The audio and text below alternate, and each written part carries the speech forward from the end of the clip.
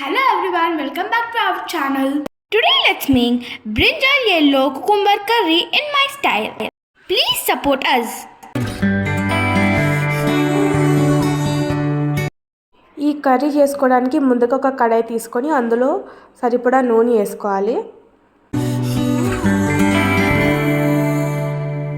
ఇందులో మనం ఇప్పుడు తిరగమాతకి కావాల్సిన పోపు దినుసులు అన్నీ వేసుకోవాలి.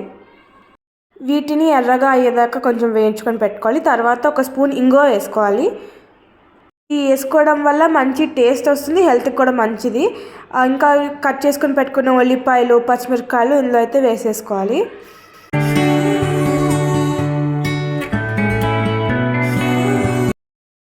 ఇవన్నీ వేసుకున్న దాన్ని ఒకసారి మంచిగా కలిపేసుకొని మూత పెట్టుకొని మగ్గనివ్వాలన్నమాట.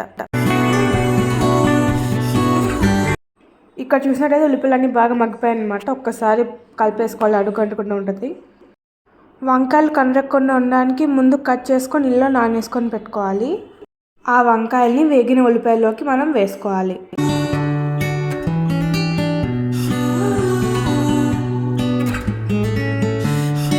ఇందులోకి ఇప్పుడు ముందుగానే కట్ చేసుకొని పెట్టుకున్న దోసకాయలు, టమాటాలు వేసేసుకోవాలి.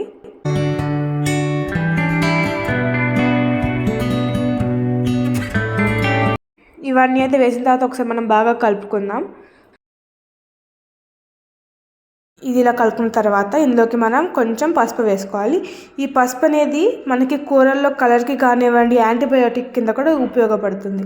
ఇందులో మనకి టేస్ట్కి సరిపడా ఉప్పు కూడా వేసేసుకుంటే లెవెల్ అయిపోతుంది. ఇందులో రుచికి సరిపడా కారం అయితే వేసుకోవాలి. నేను ఒక స్పూన్ అయితే వేసుకున్నాను. ఇప్పుడు ఒకసారి అన్నిటిని బాగా మళ్ళీ కలిపేసేసుకుందాం.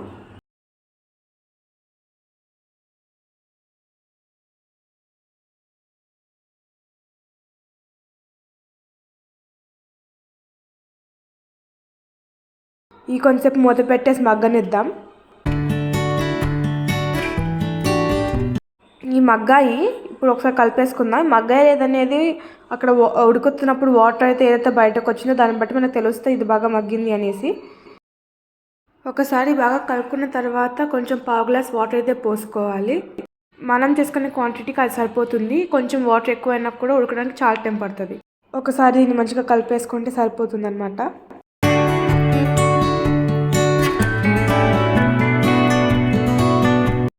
దీన్ని మనం కొంచెం మూత పెట్టేసి మగ్గనిద్దాం, బాగా ఉడుకుతుంది.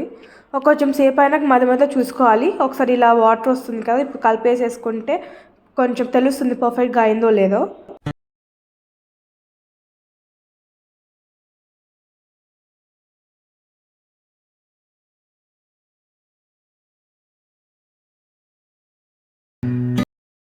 కలుపుకున్న తర్వాత మళ్ళీ కొంచెం సేపు మూత పెట్టి మగ్గనిచ్చేస్తే సరిపోతుంది.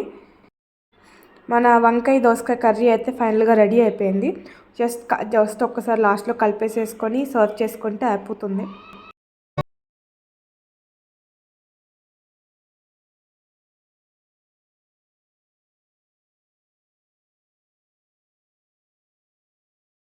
మన వంటకాల్లో కొత్తిమీర ఫ్లేవర్ ఏదైతే ఉంటే బాగుంటుంది కాబట్టి కొంచెం లాస్ట్లో కొత్తిమీర యాడ్ చేసుకుంటే సరిపోతుంది. ఒక్కసారి బాగా కలిపేసుకొని మనం దీన్ని గిన్నెలోకి తీసేసుకోవచ్చు. Thank you everyone for watching our video. Please support us and bless our family. Please do like, share, comment and subscribe and click the bell icon for more videos. మీకు ఎలాంటి వీడియోస్ కావాలో కామెంట్ సెక్షన్లో చెప్పండి.